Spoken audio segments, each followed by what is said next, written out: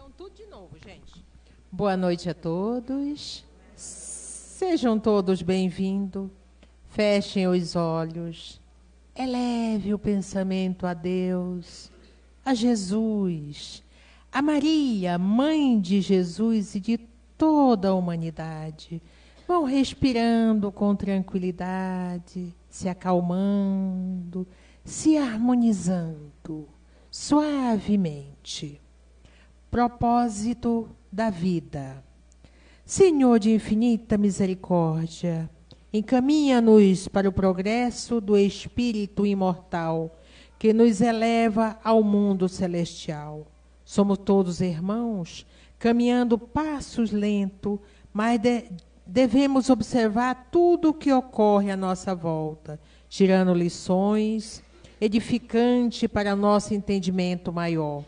Muitas vezes nos calamos por não termos coragem de pronunciar nossos pensamentos mais dolorosos e, com isso, aumentamos nossa ansiedade, gerando desgaste emocionais. Temos presenciado hoje em dia tantos casos de desequilíbrio emocionais e não entendemos como pode cometer atos que os faz chorar muito. Com fé e esperança, podemos mudar nosso mundo interior, com orações e muita confiança nos mensageiros do Cristo, continuando nossa jornada terrestre, que é rápida, e deixando nosso coração liberto, sem carregar mágoas, ressentimentos.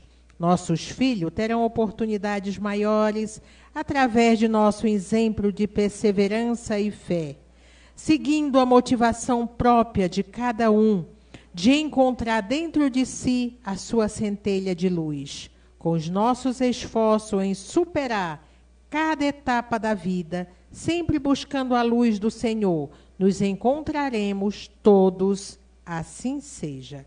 Equipe espiritual.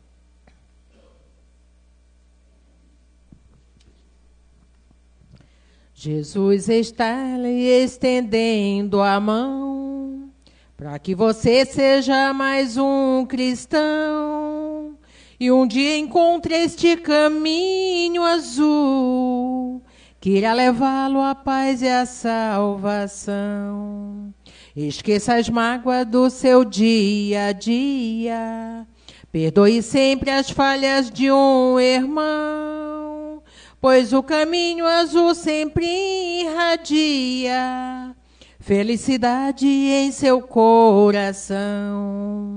E você irá com Cristo viajar no coração do Pai Celestial, e nas galáxias sentirá pulsar a paz. É o encontro com o amor universal.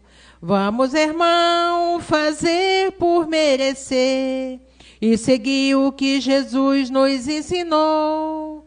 E nossa alma irá se elevar, irá crescer, quando amarmos como Ele nos amou.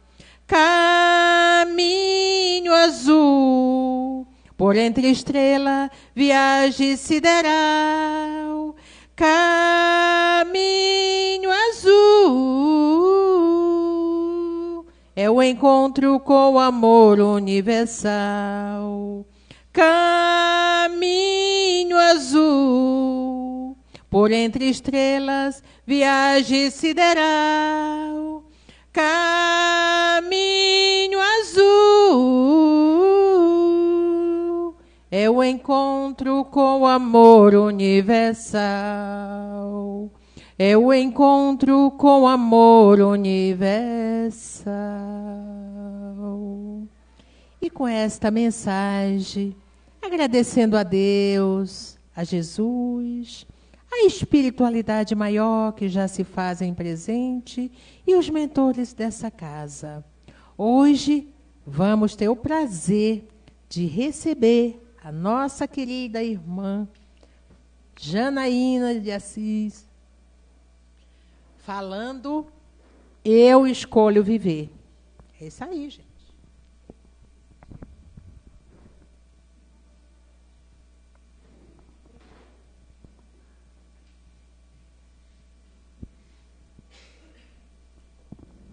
Boa noite a todos.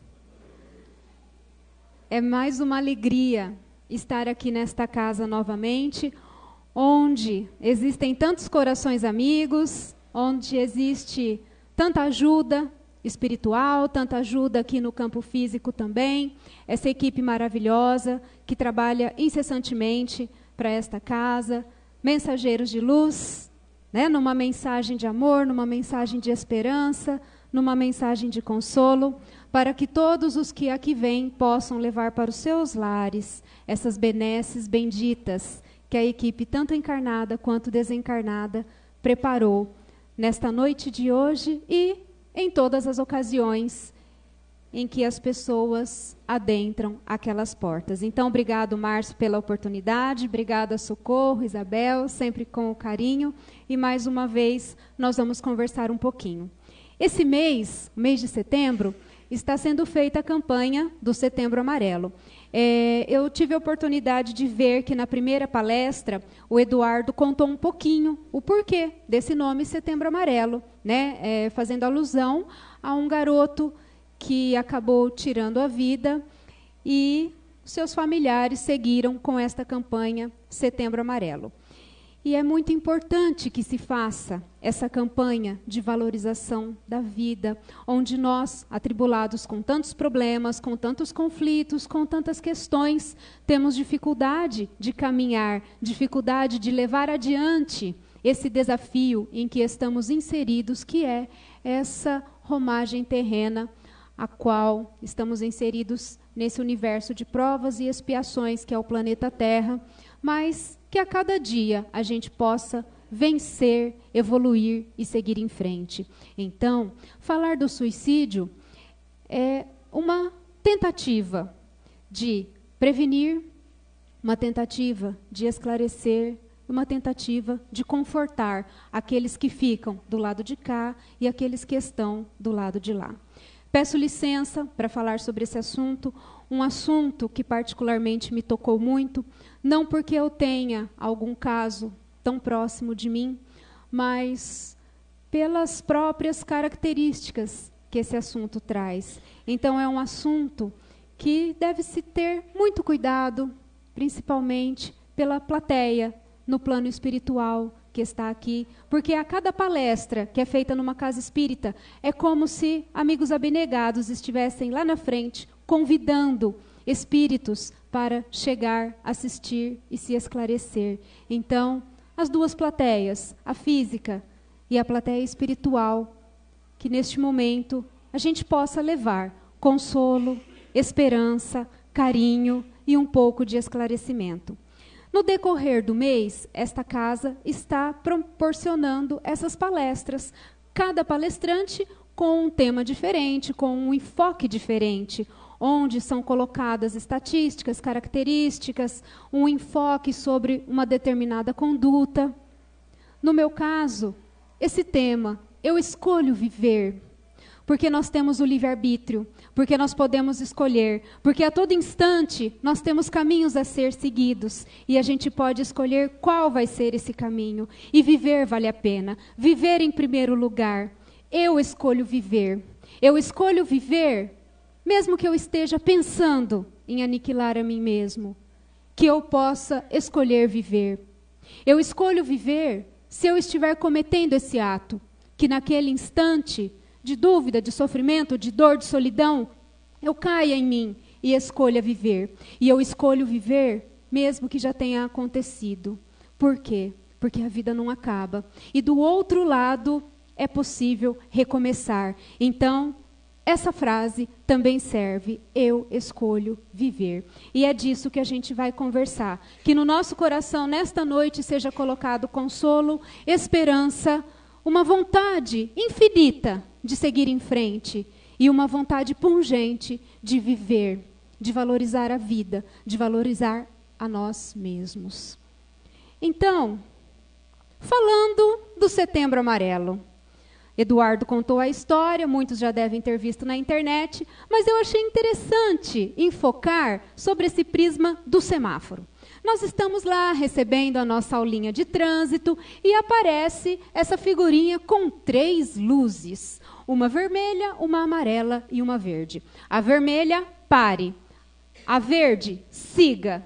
E a amarela, atenção. Então vamos trazer para a reflexão desta noite, amarelo significa atenção. Atenção por quê?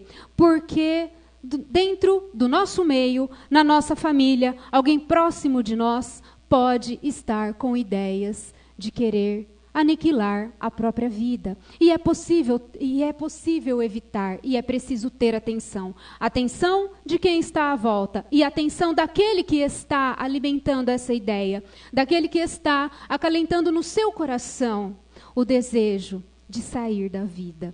Então, amarelo, atenção, Setembro Amarelo, que possamos pensar nisso. Não só nesse mês, mas o ano todo, porque é preciso a campanha de valorização da vida o tempo todo, o ano todo.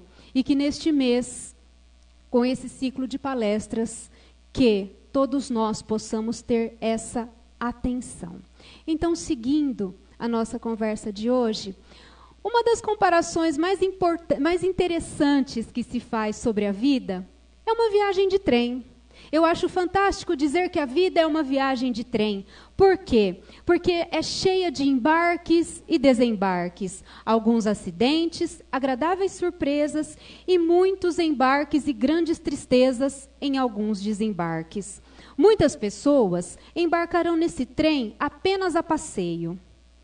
Outras encontrarão no seu trajeto somente tristezas. E há ainda aquelas que circularão prontos a ajudar quem precisa. Vários dos viajantes, quando desembarcam, deixam saudades. E outros, quando desocupam o seu assento, nem sequer foram percebidos. Então imaginemos nós, a nossa vida como uma viagem de trem. E nós estamos no vagão. Nesse vagão, vão embarcar muitas pessoas, pessoas da nossa família, pessoas do nosso círculo de amizades, pessoas que vão trabalhar conosco, pessoas que vão nos ensinar muito. E tem aqueles também que vão nos magoar, nos decepcionar. E nós estamos lá, no vagão, na nossa viagem de trem, onde embarques e desembarques vão acontecer. Porque não só aqueles que vêm para o vagão, mas aqueles que vão descendo. Sim, é o movimento da vida. Há aqueles que chegam e há aqueles que deixam o vagão. Mas como é que nós estamos nos comportando nesse vagão? Será que quem viaja ao nosso lado está contente de estar conosco nessa viagem? Ou será que nós estamos perturbando a harmonia desse vagão? Será que aqueles que viajam conosco estão acrescentando coisas boas na nossa vida? Ou estão também nos machucando nessa viagem? E no vagão tem de tudo. No vagão tem aqueles que somente trazem tristezas. Tem aqueles que no seu trajeto não se importam com nada, não se importam com a vida. Tem aqueles que estão prontos a ajudar sempre quem precisa. Nos seus corredores vai observando um, observando o outro, ver naquilo que pode ajudar. E assim vai essa viagem. Pode ser uma viagem tranquila ou pode ser uma viagem turbulenta, depende daqueles que estão no vagão. Tem aqueles que estão apenas a passeio, que passam por esse vagão a passeio, sem colocar nada de útil, sem acrescentar nada, sem conversar com ninguém. E tem aqueles que sempre têm uma palavra amiga dentro desse vagão. Mas um dia, nós vamos ter que descer. Em alguma estação, nós vamos descer. É o término da viagem. E isso vai acontecer com todos nós. Então, a vida realmente pode ser comparada a uma viagem de trem. Mas há aqueles que pulam do trem. Há aqueles que a viagem se torna insuportável. Há aqueles que a viagem se torna entediada. Há aqueles que não têm paciência de esperar a viagem. Há aqueles que se machucam dentro do vagão e querem a todo custo descer, porque não conseguem mais ficar dentro do vagão. Há aqueles que durante a viagem alguém desembarcou E essa pessoa queria desembarcar também, mas não era a estação dela. Só que ela foi teimosa e quis pular a todo custo. Então, por determinados motivos, que nós talvez não vamos conseguir listar, pessoas pulam do trem. E quando se pula do trem, vai se machucar. Por quê? O trem está em movimento. A vida está em movimento. Nós teríamos uma estação determinada para parar e pulamos antes. Então, diante dessa queda, aquele que pula do trem vai se machucar. Escapamos da morte quantas vezes for preciso, mas da vida nós nunca nos livraremos. É uma frase de Chico. E por que ele nos traz essa frase? Porque nós somos espíritos imortais. Nós fomos criados e somos imortais. Então, podemos aniquilar o corpo físico, mas não podemos aniquilar a nós mesmos, que somos espíritos, somos a centelha divina e que estamos caminhando para a nossa evolução. Nós não morremos. Nós estamos dentro dessa viagem chamada vida e não há como destruí-la. Então, a primeira decepção que aquele que pula do trem encontra é que ele não morre, que a vida continua, que ele apenas destruiu o vaso físico que servia de instrumento para ele crescer aqui, nesta vida física, nesta vida terrena, nessa encarnação, onde é a escola bendita para nós nos depurarmos, crescermos e evoluirmos. É aqui, na matéria, na nossa vida material, que nós colocamos o que aprendemos em prova e assim aprendemos a crescer, coisas que nós precisamos, mas nos decepcionamos quando queremos matar a nós mesmos e apenas se mata o corpo. Então, nós não podemos nos livrar da vida, não podemos. Apenas trocaremos de plano e machucados, porque quando se pula do trem, a gente se machuca. Toda deserção do dever traz consigo o arrependimento, que é alentado no coração do espírito e se faz acompanhar de resultantes atrozes, exigindo assim, por vezes, demoradas existências de reaprendizado e restauração. É preciso continuar a aprender. Só que quando se pula do trem, o aprendizado ele vai ficar um pouquinho mais difícil, porque nós interrompemos uma etapa. E quando se deserta do dever a cumprir, nós vamos entender em um determinado momento que perdemos tempo e que foi uma atitude inútil, porque pular do trem não é algo que nos traria benefícios e nós vamos ter que esperar outro trem para subir e seguir a nossa viagem. Então, se pulamos do trem antes, além de nos machucar, nós vamos ter que esperar outro vir para seguir a viagem até a estação devida que nós deveríamos descer. Mas por que as pessoas pulam do trem? Por que as pessoas querem aniquilar a sua vida? Por que as pessoas querem fugir da vida? Ora, impossível listar razão por razão. Impossível dizer porque cada coração não suportou ficar aqui. Impossível dizer o porquê essa dor doeu tanto que fez com que a gente quisesse sumir, que fez com que a gente quisesse se exterminar. Tem uma expressão muito forte que diz que o suicida não quer matar a si mesmo, ele quer matar a dor. Mas que dor é essa? Que dor é essa que machuca tanto? Que dor é essa que faz desistir da vida? Que dor é essa que faz querer pular do trem, abandonar tudo? Que dor é essa que faz com que não se pense nem nos que vão ficar aqui? Porque a escuridão é tanta, a desilusão é tanta, a dor é tanta, que não se consegue enxergar mais nada, senão a única saída, entre aspas, que se julga conveniente, que é pular do trem. Talvez uma desilusão, talvez um remorso difícil de suportar, talvez uma situação de vergonha, talvez uma situação de solidão, talvez um sentimento de inutilidade, onde se acha que a vida não tem nenhum sentido, talvez o desgosto. é importante nós falarmos da atenção que se deve ter quando pensamentos de desgostos chegam ao nosso coração. A falta de gosto pela vida gera o desgosto, o desalento, a desmotivação, gerando uma energia perniciosa, uma energia sabotadora que nos derruba. Nós ficamos desmotivados, desalentados, desesperados, perde-se a esperança, perde-se a vontade de viver. Jesus disse, vós sois o sal da terra. Por quê? Porque o sal, ele é usado para dar gosto, para temperar. E se nós não formos o sal da terra, nós não vamos ter gosto, nós não vamos ter tempero na nossa existência, nós não vamos ter tempero na nossa vida. Então, o que faz as pessoas pularem do trem?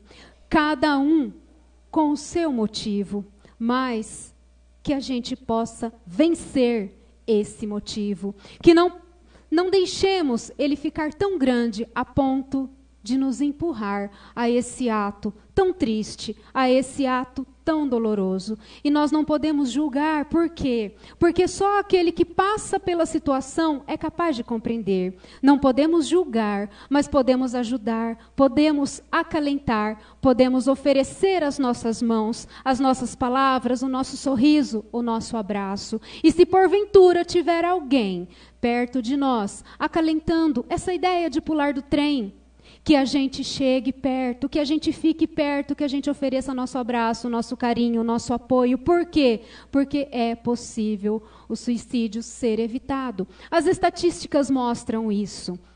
É possível evitar, é possível conversar, é possível tirar aquele que acalenta essa ideia daquela situação de dor, daquele momento de desespero, daquela sensação de inutilidade, porque Deus não fez ninguém que não tivesse um papel útil nesta vida.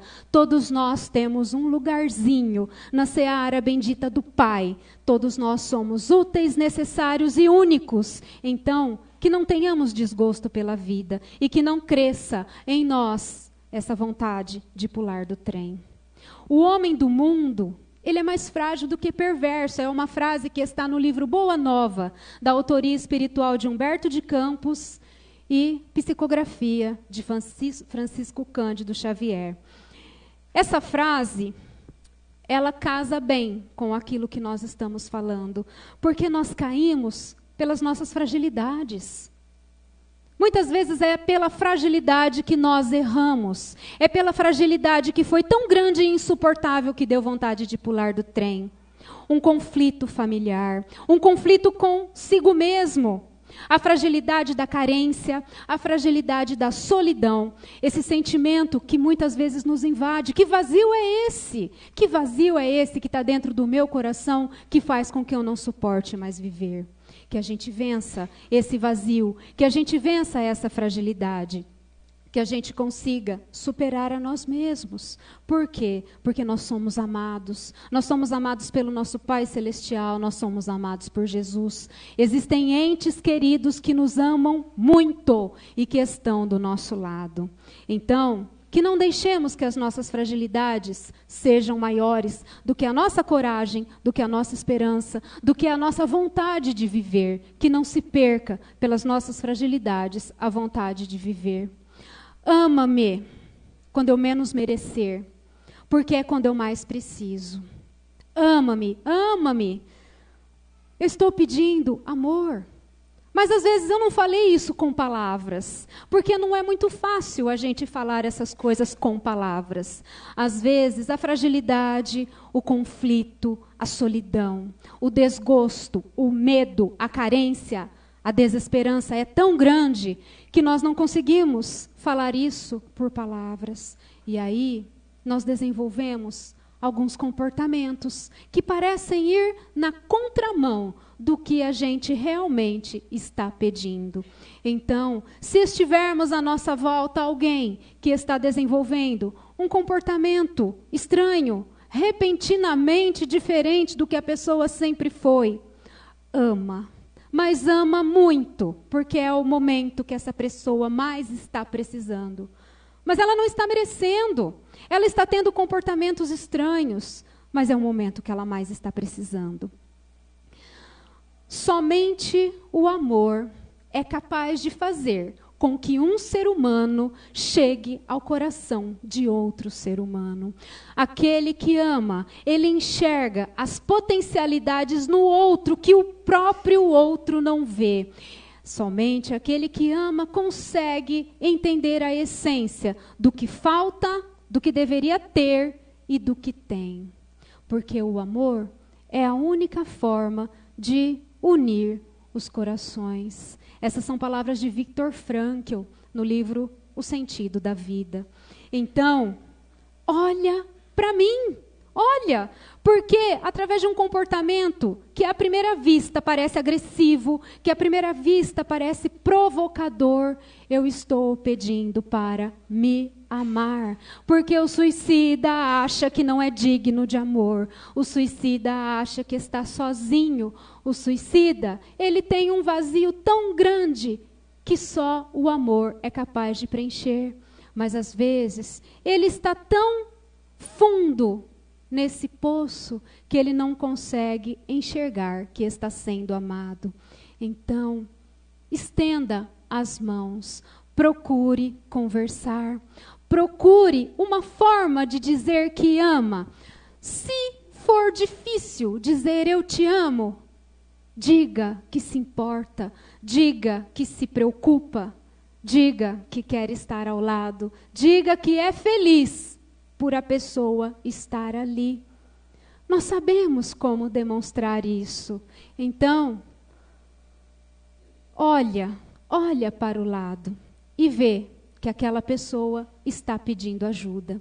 E se porventura, aquele que está acalentando a ideia de pular do trem no coração, achar que não é amado, pensa um pouquinho, sai um pouco desse poço e se deixa ser amado. De um lado, aqueles que estão em volta, que ame mais ainda, que demonstre mais ainda. E de outro, aquele que está com o coração ferido, se deixe amar. Se deixe ter uma chance. Se abre um pouquinho, fala um pouquinho, para que as duas partes possam se entender. Porque existe um mito que diz que aquele que quer se suicidar não fala nada para ninguém. Mas isso é mito, porque fala, sim. Pode não falar verbalmente, mas o seu comportamento, os seus sinais, eles são dados. Então, que todos que estão à volta possam perceber, através de conhecer o outro, se dispor a observar o outro. Observar a si mesmo e observar o outro. Olha para mim, tenha compaixão de mim. E que eu me deixe ser amado. Essa música se chama O Som do Silêncio. É uma música muito bonita, Simon e Garfunkel, que diz assim: Olá, escuridão, minha velha amiga. Eu vim conversar com você de novo, porque uma visão suavemente arrepiante deixou suas sementes enquanto eu dormia, e a visão que foi plantada em meu cérebro ainda permanece dentro do som do silêncio. Nós já pensamos o que vem a ser o som do silêncio? Eu não falo para ninguém o que eu sinto, mas aquilo grita tanto dentro de mim, aquilo grita em mim, mas eu não falo para ninguém. Eu me fecho, é o som do silêncio. Olá, escuridão, minha velha amiga. Eu não consigo me abrir com ninguém. Então, com quem eu me abro? Com a escuridão que eu acho que está em minha volta. Eu vim conversar com você de novo, porque ninguém me escuta. Ninguém me escuta. E uma visão suavemente arrepiante. Porque, muitas vezes, aquele que acalenta a ideia do autoextermínio, ele acaba atraindo espíritos que alimentam essa ideia tão triste. Então, uma visão suavemente arrepiante deixou as suas sementes enquanto eu dormia, porque aquele que está absorto na dor, no vazio, no poço profundo das suas fragilidades, ele dorme. É como se estivesse entorpecido pela desesperança, pelo desânimo, pelo desgosto, pela desmotivação. Porque a desmotivação, o desestímulo é energia entorpecente, perniciosa, que faz com que se durma um sono profundo que não deixa raciocinar e nem discernir o que pode ser feito. E a visão que foi plantada em meu cérebro, ou seja, aquele pensamento que não para de martelar na minha cabeça, eu preciso ser mais forte, ainda permanece dentro do som do silêncio. Porque se eu não conversar com ninguém, esse silêncio vai gritar em mim. Então, que essa visão que foi plantada em meu cérebro não fique martelando dentro do som do silêncio. Porque eu vou falar, eu preciso falar com alguém. E esse alguém precisa me ouvir. É preciso ter coragem para enfrentar a própria dor. Como que a gente faz isso? Conhecendo a nós mesmos. É preciso ter coragem de enfrentar a própria dor, porque é preciso ter coragem para vencer as nossas fragilidades. É preciso ter coragem para olhar para si mesmo e ver o que está errado. Isso é aceitação. É muito importante a aceitação. Lá no Evangelho segundo o Espiritismo, no capítulo 5, bem-aventurados os aflitos. Quando Jesus subiu ao monte, diz, bem-aventurados os aflitos, porque serão consolados. Existe um item, o bem e o mal sofrer. Que se estivermos sofrendo, que seja com resignação e não com revolta. O que é sofrer com resignação? É a aceitação dos nossos problemas, porque todo problema tem uma solução. Mesmo que pareça não ter, todo problema tem uma solução. E nenhum problema justifica o autoextermínio. Então, conhecer a si mesmo, identificar os pontos de fragilidade, os pontos de dor, aquilo que precisa ser mudado, isso é aceitação. E aí nós vamos caminhar numa atitude para seguir em frente, enfrentando tudo isso, enfrentando com resignação. E lembrando sempre que tudo o que acontece na nossa vida é uma lição a ser aprendida. A viagem dentro do vagão pode estar difícil. O vagão, muitas vezes, ele parece sufocante. A atmosfera dele parece densa, sufocante, mas que a gente resista, porque num determinado momento essa atmosfera densa vai se dissipar e aí a gente segue a nossa viagem mais fortes. Então é preciso ter coragem para enfrentar a própria dor, principalmente a dor que nós causamos. Não é só a dor que os outros nos causam, e sim a dor que nós causamos, porque a gente precisa saber que tudo que fazemos, nós temos responsabilidades. Então, se caímos, que a gente se levante e continue a caminhar. Ah, mas eu não consigo me levantar, eu só posso me arrastar. Então, que seja, que nós nos arrastemos, mas que a gente continue a caminhar, enfrentando tudo isso com a certeza e a confiança de que Deus, nosso Pai, Jesus, nosso Mestre querido, estarão conosco. Que a gente não desista, porque Deus jamais desiste de nós. Então, a aceitação da vida que levamos, a aceitação da condição que estamos, não numa atitude passiva, numa atitude de comodidade, numa atitude de comodismo ou de ociosidade, mas uma atitude de aceitação que faz com que a gente procure novas alternativas. Deus nos capacitou com tantos instrumentos, com tantas potencialidades. Então, nós vamos encontrar uma alternativa. Ah, mas eu não quero mais. Eu não tenho mais vontade. Que a gente busque essa vontade lá no fundo. Que a gente possa escolher vencer. Que a gente possa escolher viver. Que a gente aceite a si mesmo. Não só a aceitação do que está ao nosso redor, mas a aceitação de si mesmo. Porque muitos não aceitam a si mesmo. Não aceitam como estão. Não aceitam a vida que levam, chegam a revoltar-se contra Deus.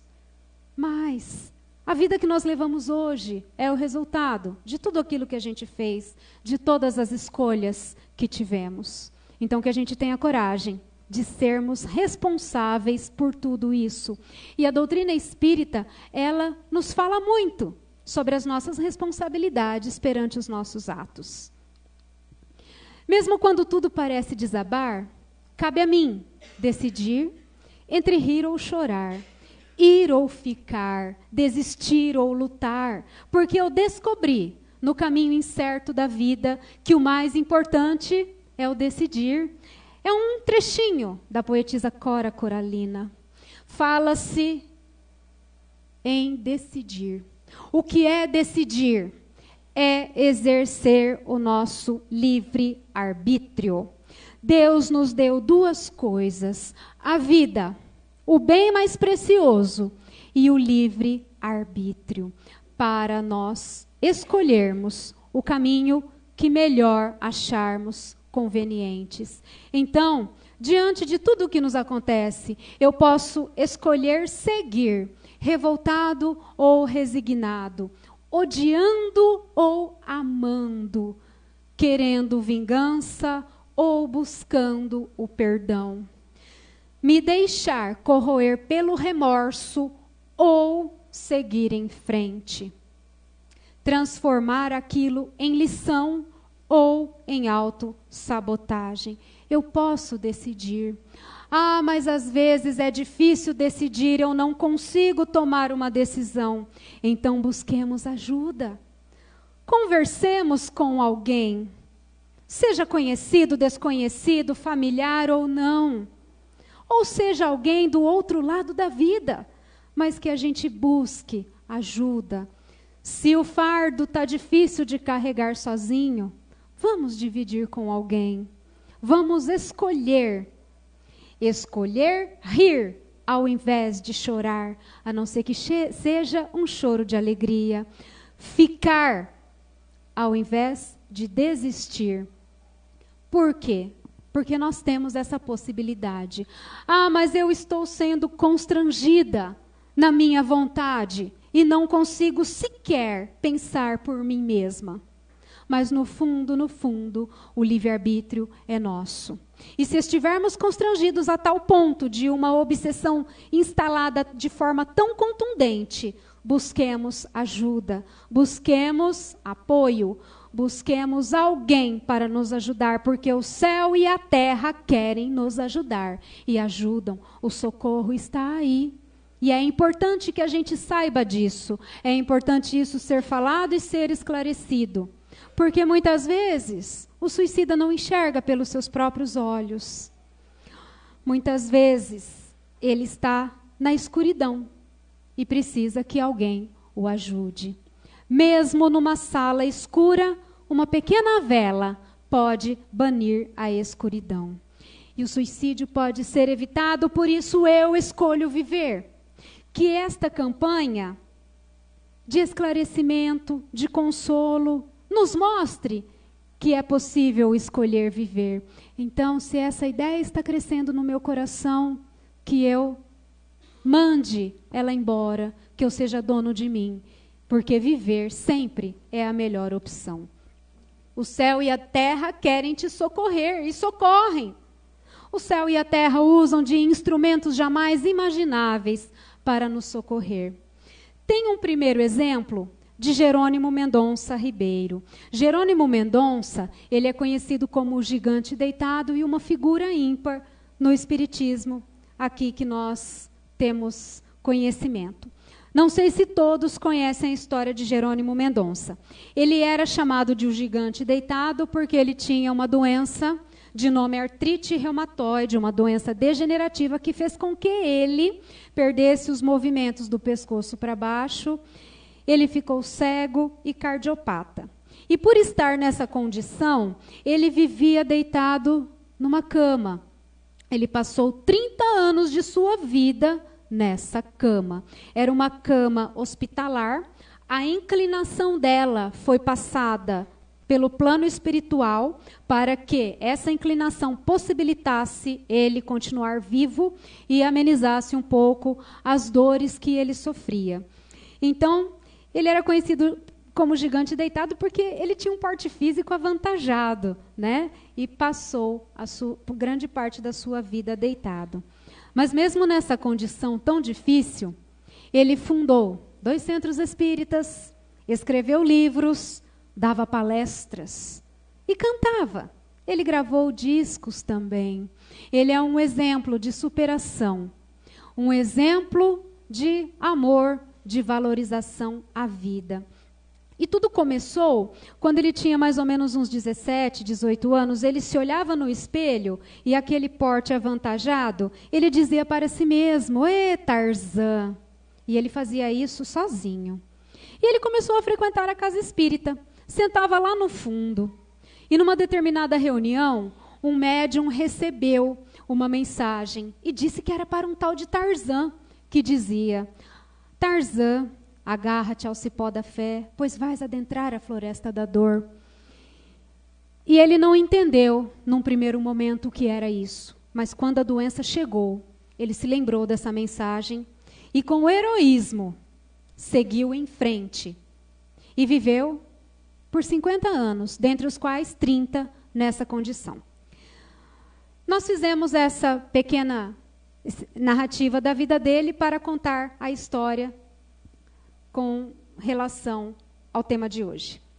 Jerônimo Mendonça, ele falava para muitas pessoas, ele dava palestras, e numa determinada ocasião, ele estava numa casa de um casal de amigos, e ele foi dar uma entrevista para a TV. Jerônimo, naquele dia, estava sofrendo dores terríveis nos olhos, que ainda não tinham sido extirpados, porque os olhos dele foram extirpados. Mas o casal, o marido, sendo médico, passou um medicamento para amenizar a sua dor e ele acabou dando a entrevista na televisão. Quando ele finalizou a entrevista, o repórter perguntou, Jerônimo, o que é felicidade para você? Era uma pergunta feita assim, direto e reto o pessoal fazia. E ele dava a resposta costumeira. Ora, felicidade para mim, que estou nesta cama, nesta posição, é poder virar de lado. E ele, na entrevista, falou sobre o amor, sobre a valorização da vida e sobre a felicidade, finalizando com essa resposta. O telefone tocou. Quando o telefone tocou, a voz do outro lado disse assim, o Senhor salvou a minha vida. Posso conversar em particular? Passado algum momento, chega na casa dos amigos uma senhora da alta sociedade daquela cidade. E ela diz a Jerônimo, o Senhor salvou a minha vida, porque eu tenho tudo, pode-se dizer. Eu tenho dinheiro, eu tenho posição social, eu tenho filhos, eu tenho uma vida invejável, mas eu não sou feliz. Eu sou desgostosa. Eu trago dentro de mim uma tristeza atroz. E hoje, acalentando a ideia do suicídio, eu planejei tudo. Eu comprei ingressos para o teatro e aleguei uma indisposição. E antes de tomar o veneno que já estava em minhas mãos, me veio um pensamento de ligar a TV e ver as últimas notícias deste mundo cão. Foi quando eu liguei e acabei vendo a sua entrevista, que me fez mudar de ideia e agora eu estou aqui. Ela foi orientada e seguiu a sua vida. Então, o céu e a terra querem nos ajudar. Certamente, espíritos amigos, mãos abnegadas, a inspiraram, e também a Jerônimo, para que esta mulher conseguisse ser demovida da sua ideia. O ano 1860, numa manhã fria em Paris, Allan Kardec estava em sua residência, triste, acabrunhado. Embora a Sociedade Parisiense de Estudos Espíritas estivesse tendo grande êxito, a doutrina espírita sendo divulgada através do Livro dos Espíritos, não havia muitos recursos para continuar a editar os livros. E Kardec estava preocupado, estava triste, olhando para a paisagem cinza através da janela. Foi quando Gabi, sua esposa, a doce Gabi, lhe traz uma encomenda. Kardec foi ver do que se tratava e havia uma carta e um livro. Na carta dizia assim: Senhor Allan Kardec, é com grande alegria e respeito que eu me dirijo ao Senhor. Eu sempre fui encadernador de livros e eu tinha uma vida normal. Eu não era feliz, mas também não era infeliz. Vivia como tantos outros. Até que há 2 anos eu conheci a minha Antoinette. Ah, Antoinette, uma flor de formosura. Foram 2 anos de ventura e felicidade, até que a doença a levou. Eu me revoltei contra Deus, senhor Allan Kardec. Porque Deus havia tirado a minha Antoinette. Porque Deus havia tirado a minha felicidade. E eu me deixei levar pela tristeza e pelo desgosto da vida. Já não acreditava mais em nada. A solidão, a falta da minha Antoinette e a incerteza do que havia sido feito dela me corroíam dia após dia. Foi quando eu comecei a namorar o Rio Sena. Ah, seria fácil, senhor Allan Kardec? Eu não sabia nadar, eu não sei nadar. Seria fácil. E num dia em que a tristeza tornou-se insuportável e a falta da minha Antoinette dilacerava o meu coração, eu cheguei até a Ponte Marie. E quando coloquei o braço direito para me atirar, eu vi que algo caiu sobre os meus pés. Algo que estava no parapeito e caiu. Eu vi que se tratava de um livro. Um livro, inclusive, molhado pelo orvalho que caía. Mas aquilo me chamou a atenção. Estava escrito: este livro salvou a minha vida. E eu me dei conta de que era um exemplar do Livro dos Espíritos. Então, eu li aquela obra. E uma renovação se fez dentro de mim. E eu pude entender onde estava a minha amada Antoinette. E também entendi que era preciso continuar. Então, tomo a liberdade de acrescentar a mensagem: este livro salvou a minha vida. E a minha também. Quando Allan Kardec abre a primeira página, lá está: este livro salvou a minha vida. Benditos aqueles que continuam a propagação desta obra. E embaixo: a minha também, senhor Joseph Perrier. E assim, Allan Kardec, diante deste fato, encheu-se novamente de coragem e esperança, abriu a janela e sentiu a brisa da vontade de ir em frente lhe invadir. Este livro salvou a minha vida e a minha também. Como terá sido o esforço da espiritualidade para que ali naquele momento, aquele homem tivesse condições de chegar a esse livro. Essa história está no livro O Espírito da Verdade, autoria espiritual de Hilário Silva, psicografia de Chico Xavier. Tenho-vos dito essas coisas para que em mim tenhas paz. No mundo tereis aflições, mas tende bom ânimo, porque eu venci o mundo. São palavras de Jesus, lá no Evangelho de João. As aflições estão aí, mas tende bom ânimo. Busca a coragem. Jesus venceu o mundo e nós venceremos também. Mas, e se acontecer da pessoa pular do trem? Nós falamos até agora que pode ser evitado. Mas se acontecer da pessoa pular do trem, a gente vai se machucar. Mas haverá socorro? Sem dúvida, haverá o socorro. Quais são, em geral, as consequências do suicídio? Não podemos prever, porque cada caso é um caso. E lá no Livro dos Espíritos fala, na questão 957, que são muito diversas, não apenas fixadas, porque muitas coisas são levadas em conta. Mas em todos os casos, um sentimento predomina, que é a decepção de continuar vivendo, só que agora sem o corpo físico e com uma trajetória a ser percorrida para ajustar-se com este momento. Então, de resto, a sorte não é a mesma para todos, porque vai depender muito das circunstâncias, das intenções, do sentimento que se tinha àquele momento e da vida de cada um. Alguns espiam a falta imediatamente, outros em uma nova existência. Deus, em sua misericórdia, nos deu a bênção da reencarnação, porque mesmo que eu pule do trem e esteja no plano espiritual, existe a oportunidade de recomeçar. A problemática do suicídio tem solução, é a reencarnação. Não teria sentido se não tivesse a reencarnação, que é a chance de recomeçar. Por isso também, mesmo que se tenha cometido o ato, eu escolho viver. No plano espiritual, eu escolho viver.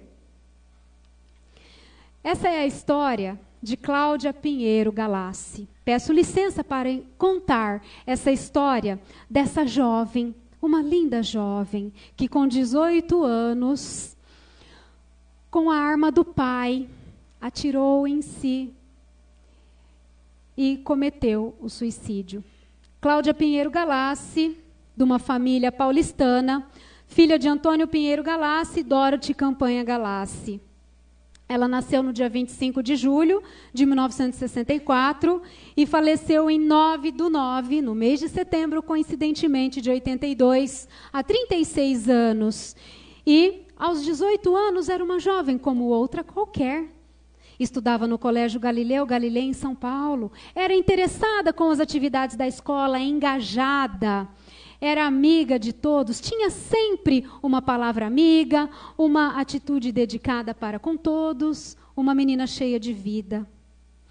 Mas o que havia no coração de Claudinha, como era conhecida? O que esta menina tão linda trazia de dor dentro do seu universo?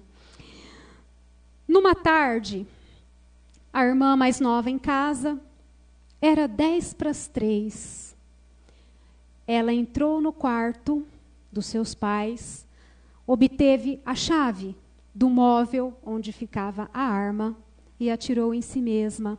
Ela conta na sua primeira psicografia, através da mediunidade de Chico Xavier, que ela caiu atordoada, mas ela escutou os gritos da irmã mais nova, Mônica. E ela acordou no além, desajustada e sofrida. E ela fala para a mãe que forças a constrangiam a querer não mais viver. Ela não tinha mais gosto pela vida, ela perdeu o interesse pela vida. E ela fala que no momento em que ela pegou o revólver, uma mão pesada pousava sobre a sua. Mas, principalmente, ela diz que, embora forças estranhas a compeliam, ela mesma estava em sofrimento. E ela fala: não aguentei, perdi as minhas forças. O ano era 1982, quando tudo aconteceu. A família não entendia como que uma jovem tão linda pudesse ter feito isso. Ela foi socorrida pela avó, Dona Rosa. E depois de um tempo e de muito esforço mental, muito esforço, ela conseguiu uma determinada condição. Os pais foram para Uberaba procurar Chico, em busca de um alento. E lá, em 1983, um ano depois, ela reúne condições pelo seu esforço e se comunica, contando a história. No ano de 84, Cláudia Galassi, no plano espiritual, começa a trabalhar junto à instituição em que seus pais faziam a parte, Ideal, Instituto de Divulgação Espírita André Luiz, que inclusive é uma editora no bairro Ipiranga, na cidade de São Paulo. E lá, em 84, ela começa a prestar serviços numa instituição que acolhe crianças no mundo espiritual para ampará-las, Claudinha começa a trabalhar com crianças num educandário. Em 85, Claudinha é admitida como professora, com uma classe para ela cuidar. Em 86, pela desenvoltura da doce menina, começa a dar palestras, começa a ter contato com outros educadores e assim, Claudinha vai trabalhando com as crianças, amparando esses pequenos que chegam no mundo espiritual, auxiliando-os a se adaptarem e preparando para uma nova encarnação. O fato de Claudinha estar lidando com esses pequeninos e ajudando eles a uma nova reencarnação, começou a despertar nela o desejo pela vida. Porque o aprendizado é via de mão dupla. Ensina e aprende. Enquanto Claudinha ensinava as crianças como se adaptar e a viver no mundo espiritual, as crianças a ensinavam a dar valor à vida. E a história de Claudinha, ela não consola só quem está no plano espiritual ansiando por uma nova chance. Ela consola quem fica, dizendo que é possível recomeçar e seguir em frente. E ela consola os pais que perderam os seus pequeninos, mostrando que eles estão amparados no mundo espiritual. Na escola, no ano de 87, foi lançado um concurso onde 20 instituições de acolhimento às crianças participaram, mais de 200 educadores, e o concurso era o seguinte: para escrever um livro contando o cotidiano das crianças. Um livro que mostrasse para nós aqui da Terra o amparo aos pequeninos que chegam em tenra idade no mundo espiritual. E adivinha, dentre 200 educadores, quem venceu o concurso? Claudinha. A doce menina, Claudinha. E ela escreveu o livro, através de Chico Xavier, contando sobre as crianças, consolando a família dela, consolando as famílias dessas crianças que estariam no mundo espiritual. E, principalmente, a cada momento de afeto que ela amava essas crianças como se fossem suas, ela aprendia a dar valor à vida. No mundo espiritual, isso. Por quê? Porque Claudinha escolheu viver. Um pedaço da comunicação dela para os seus pais. Novos dias brilharam para mim, numa estrela que refugie no grande azul e numa nesga de céu, quando o serviço me permite a meditação. Isso ocorre não porque eu mereça, mas porque a bondade de Jesus me emprestou novos créditos de realização e de esperança.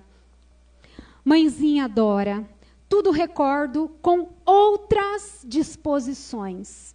Isso significa que as lembranças tristes ainda chegam no coração de Claudinha, só que agora com outras disposições. Parece-me que a luz bendita de seus pensamentos e de suas preces vieram emoldurar tudo o que vejo e faço, e passei a gostar de mim. Eu passei a gostar de mim, que a desilusão me abatera com desânimo indescritível de quantos se largam da vida e um dia preferem a morte. Aqui, acordei um dia envergonhada da minha leviandade, ao brincar de viver. Mas, com a bênção do serviço, tudo se ilumina de novo para mim. A sua família, a sua doce mãezinha, em prece, ajudou na recuperação de Claudinha. E ela fala que as preces advindas do coração de mãe ajudaram a reestruturá-la. Por isso, nas casas espíritas, nas instituições religiosas por aí afora, orem pelos suicidas. Precisam tanto. Orem pelos suicidas. E Claudinha, pela bênção do serviço, escolheu viver e compreendeu o significado da vida e passou a gostar dela mesma. Passei a gostar de mim mesma outra vez. Estou feliz porque estou aprendendo a amar os filhinhos dos lares alheios, qual se fossem nossos familiares. Esse amor tem trazido novas forças à sua filha e quero compartilhar com os pais queridos a felicidade que experimento, repetindo cantiga de embalar, junto a berços que encerram tesouros, de substituí-lo, como que a alegria de viver me voltou ao coração. O trabalho com as crianças na espiritualidade devolveu a alegria de viver ao coração de Claudinha. É claro que ela terá caminho pela frente, mas com sustentação no seu coração. As feridas são curadas com amor, com o trabalho no bem, com a escolha de viver. Vinde a mim, todos os que estáis cansados e oprimidos, e eu vos aliviarei. Tomai sobre vós o meu jugo, e aprendei de mim, que sou manso e humilde de coração, e encontrareis descanso para vossas almas, porque o meu jugo é suave, o meu fardo é leve. Essas palavras não poderiam ser de outro alguém que não fosse de Jesus. Vinde a mim, porque Jesus vai nos sustentar nesses momentos de dor. E quando quisermos desistir da vida e de nós mesmos, que possamos ir até Ele, porque lá está a consolação que nós precisamos. E Jesus, Ele vai buscar quem quer que seja nos abismos da dor. Judas Iscariotes, o discípulo iludido. Judas achava que deveria costurar relações com os poderosos políticos ali da Judéia. E, na época da Páscoa, ele entabulou um plano. Entregaria Jesus, alcançaria um cargo de suma importância e poderia fazer a revolução que traria o reino dos céus para aquela região. Livraria a todos do jugo romano, mas para isso ele teria que fazer aliança com os poderosos, porque, segundo a visão equivocada dele, Jesus tomava outro rumo. Jesus falava a leprosos, a doentes, a desvalidos, a desafortunados da vida, a cegos, aleijados. Esses, segundo a visão de Judas Iscariotes, não seriam aptos a trazer o reino dos céus. Então, ele queria fazer aliança com os poderosos e, para isso, acabou traindo o seu mestre. Porque, apesar da conduta de Judas, ele amava Jesus. Quando ele se deu conta da ilusão em que caiu, de que o mestre, humilhado, fora crucificado, ele procurou Caifás, mas já era tarde. E num riso zombeteiro, Caifás jogou as moedas na cara de Judas Iscariotes. E ele, com remorso, com a desilusão, com medo, não viu outra alternativa senão enlaçar-se na figueira. Jesus, no alto da cruz, prestes a deixar o seu vaso físico, nos últimos suspiros, o céu se abre para recebê-lo. Entidades angelicais entoam cânticos. Só Jesus e o plano espiritual era capaz de ver tudo o que acontecia. Os discípulos debandavam com medo, sozinhos, desesperados. E Jesus, diante daquele cenário, os anjos aguardando a volta do seu mestre, sustentando-lhe as dores do corpo físico, um anjo solitário vem, aproxima-se do mestre, o enlaça e coloca os ouvidos perto do rosto de Jesus. Jesus diz alguma coisa sobre Judas, que acabara de se suicidar. E o anjo solitário da caridade sai em disparada, na contramão daqueles que entoam cânticos para socorrer Judas.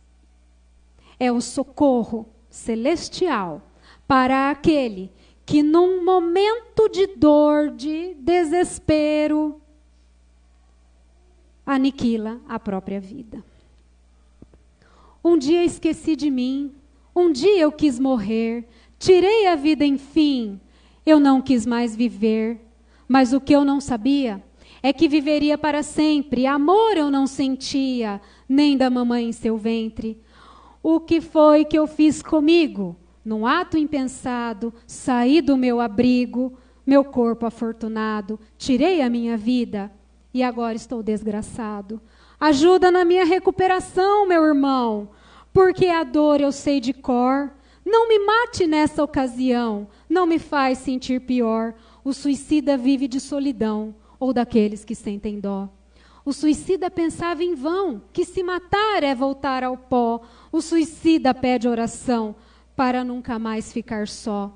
Ouça meu lamento, irmão, só para eu melhorar. Estenda essa sua mão, para eu poder amar. Dar-me sua atenção, para eu poder não errar. O suicida carece de carinho, acha que vive sozinho. O suicida não tem amor, se esquece até do Senhor. Mas o Senhor não se esqueceu jamais do seu filho que se suicidou, não mandou para o inferno e o recebe de braços abertos. Se porventura não conseguiu resistir àquele momento e pulou do trem, saiba que Deus, nosso Pai de misericórdia e de amor, recebe o suicida em seus braços. Eu escolho viver. Para aquele que pensa em fazer, escolha viver. Aquele que está fazendo, no momento do ato, pare e escolha viver. Aquele que já fez, escolha viver e escolha recomeçar. Porque há esperança, há consolo, há uma nova chance para a vida. Porque, como disse Chico lá atrás, da morte nós escapamos, mas da vida nunca. Vem viver. Vem viver. Vem viver quem está aqui, no plano físico, que está acalentando a ideia do autoextermínio. Não se mate, não. Vem viver. Vem viver quem está do outro lado, em desespero, que acha que não tem volta. Vem viver. A vida continua do lado de cá e do lado de lá. Vem viver. Busca forças em Jesus, a consolação maior, o príncipe da paz e do amor, a esperança, o consolo. Vem viver. E eu gostaria de convidar a todos a meditar nessa música tão conhecida, tão, talvez, boba, que a gente não tenha prestado atenção na letra, mas que a gente já ouviu tantas vezes, que a gente já cantou tantas vezes, e que o poeta baiano cantou.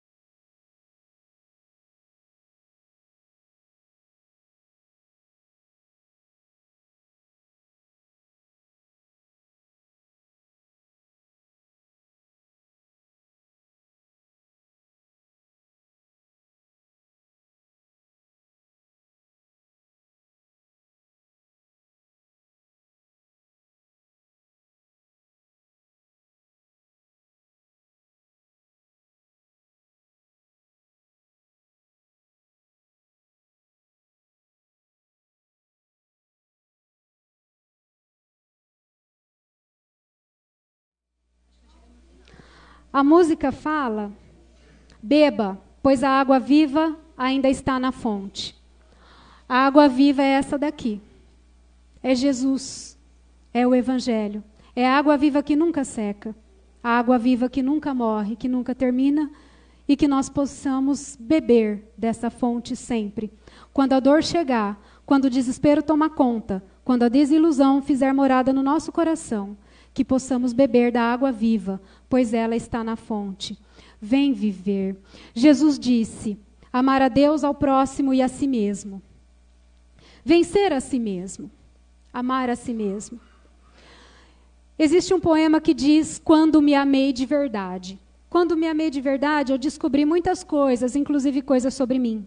E descobri que a minha mente, de vez em quando, pode me atormentar, mas eu também posso tomar conta dela. E se eu colocar a minha mente a serviço do amor, a serviço do meu coração, eu venço.